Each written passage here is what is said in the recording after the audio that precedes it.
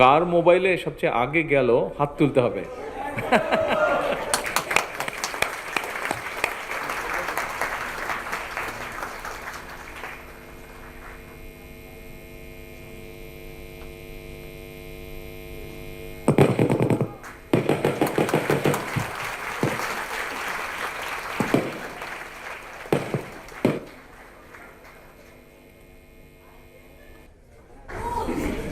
কার মোবাইলে সবচেয়ে আগে গেল হাত তুলতে হবে।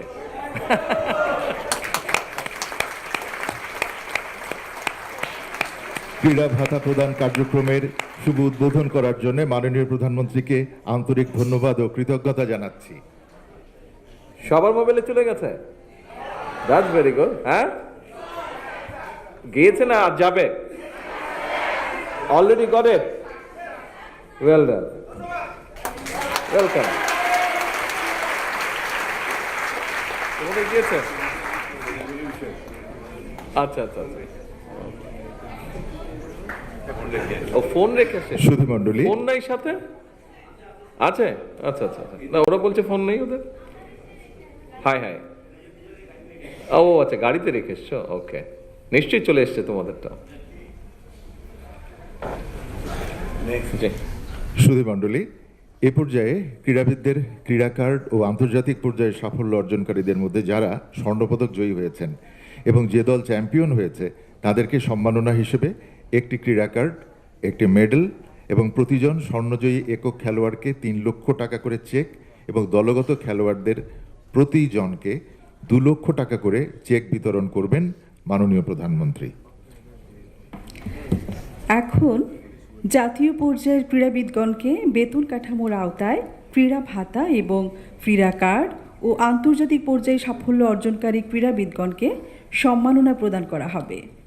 ক্রীড়াবিদদের নাম ঘোষণার পর একে একে মঞ্চে এসে মাননীয় প্রধানমন্ত্রীর নিকট থেকে ক্রীড়া ভাতা, কার্ড ও সম্মাননা গ্রহণের জন্য অনুরোধ করছি। শুরুতেই মাননীয় প্রধানমন্ত্রীর হাত থেকে সম্মাননা গ্রহণ করবে এক অদম্য সাহসী কিশোরী, যে তার শারীরিক প্রতিবন্ধকতাকে পেছনে ফেলে দেশের পতাকাকে ঊর্ধ্বে তুলে ধরেছেন 2টি স্বর্ণপদক অর্জনের মাধ্যমে।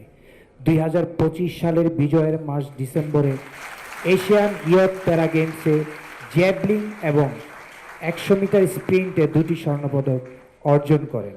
আমন্ত্রণ জানাচ্ছি স্বর্ণকন্যা চৈতি রানী দেবকে মাননীয় প্রধানমন্ত্রীর নিকট থেকে ক্রীড়া ভাতা, ক্রীড়া কার্ড ও সম্মাননা হিসাবে নগদ অর্থের চেক এবং একটি মেডেল গ্রহণ করার জন্য।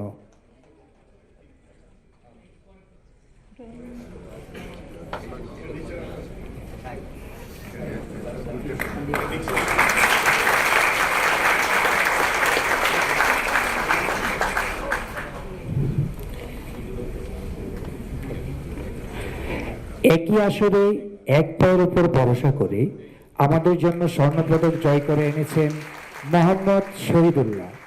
তিনি ফ্রি স্টাইল সুইমিং 50 মিটারে স্বর্ণপদক এবং 100 মিটার ফ্রি স্টাইল সুইমিংয়ে ব্রোঞ্জ পদক অর্জন করেন।